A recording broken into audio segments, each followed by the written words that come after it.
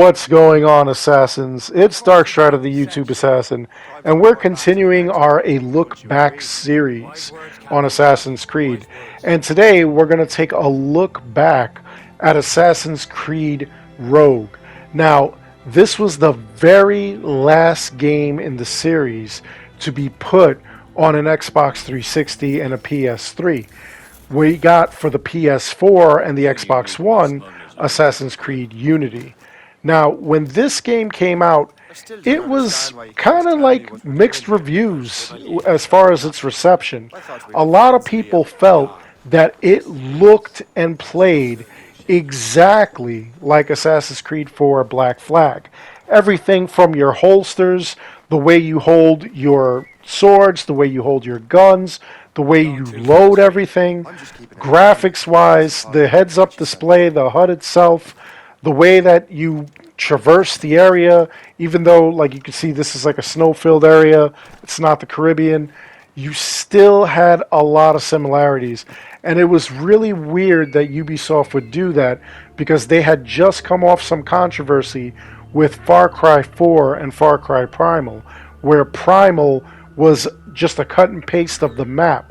It was the exact same map, they just altered it, did a couple of other alternations, and then gave you this game as if it was a completely different game.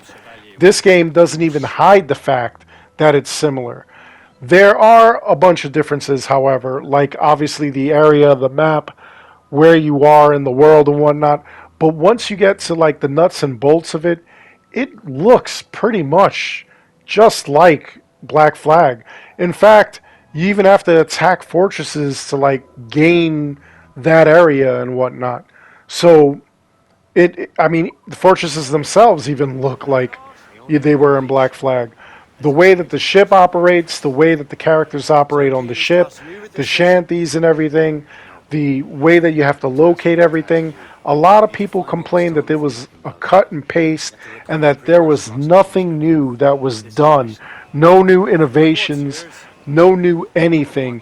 You wouldn't see any of that until Unity. This game basically was Assassin's Creed Black Flag.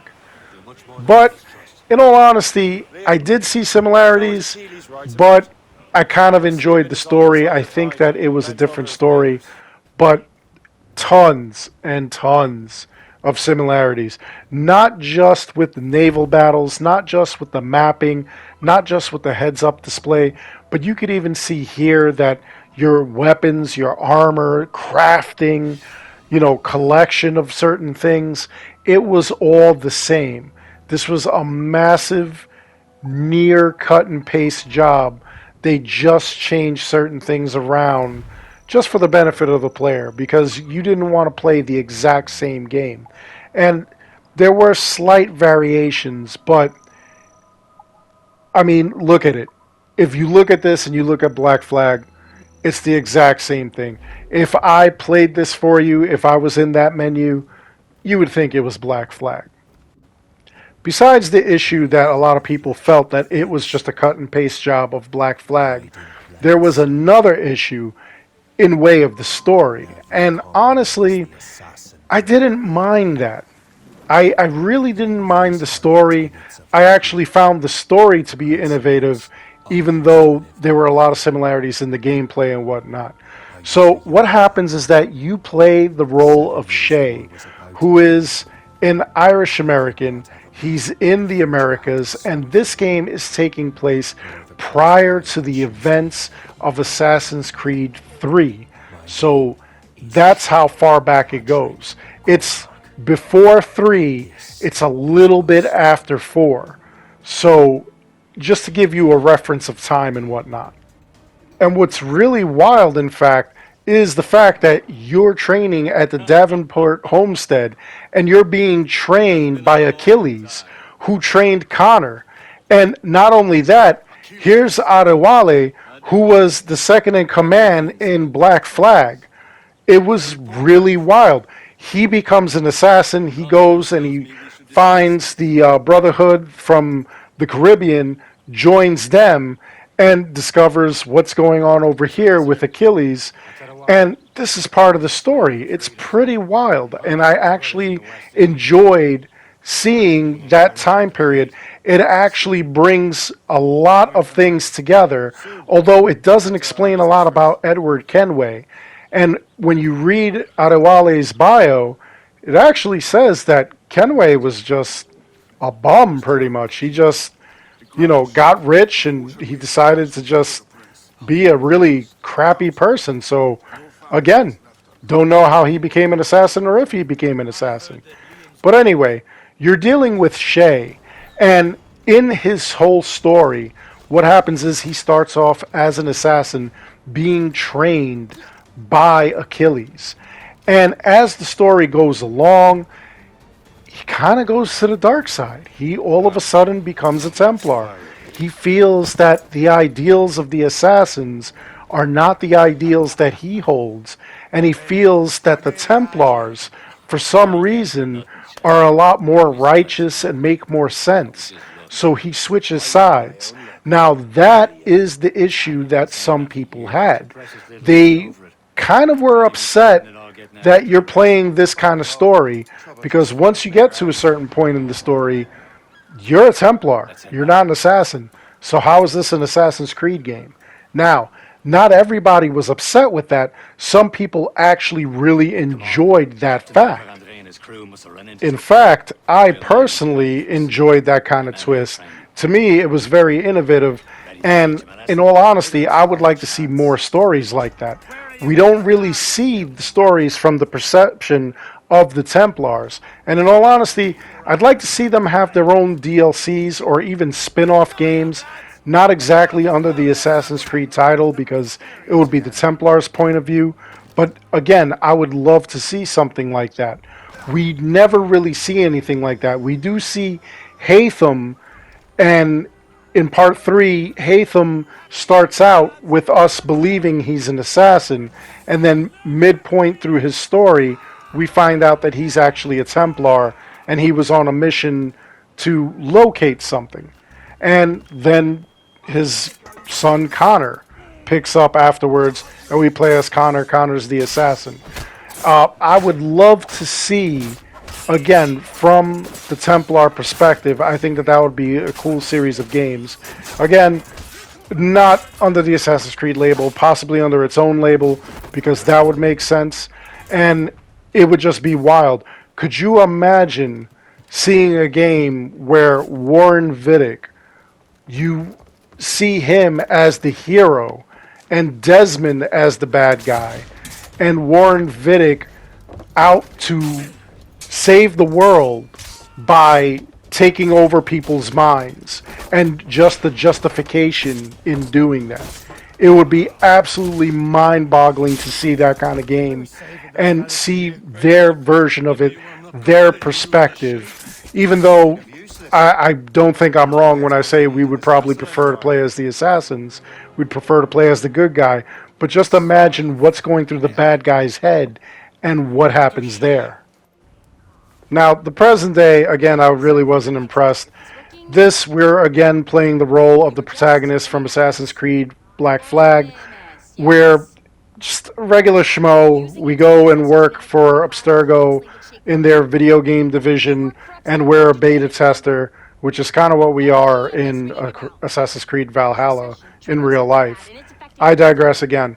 Anyway, we accidentally unravel some kind of malware and release it everywhere by accessing Shay's memories. So it's up to us now to assist the Templars in fixing all that we did. And it's really kind of goofy, honestly. I really, in this case, preferred just to stay in the Animus, although there were some things that were going on outside of it that we ended up seeing. At this point, we have a new director. We still have this person that we directly report to, who's our supervisor, but if you remember, the guy in the beginning of Black Flag with the glasses, who was the director, he died. And really funny, Aiden Pierce of the original Watch Dogs game actually kills him. And in fact, if you played Watch Dogs, there's a mission where you go to kill him, which was pretty wild. That connects the two universes. But anyway, yeah, again, really wasn't happy with what was going on here. I kind of felt like the present day was suffering because we didn't have Desmond and everything to do with him really guiding us. They were kind of grasping at straws, I feel like, with this present day. Which, it would have been cool if they introduced all the present day assassins that, we got in the past couple of games and the games going forward up until we meet Layla Hassan. But honestly, I really wasn't impressed with this present day. And I could see why a bunch of people are turned off by present day in these games, if this is what we go by. The controls for this game, again, they're a little wonky. Again, they are changed from what we were used to in Black Flag. And when we get to Unity, they're going to be totally different again. So it's just weird. I don't know why we can't just stick with one set control scheme. But again, just like the other ones, once you kind of have it, you're kind of used to it.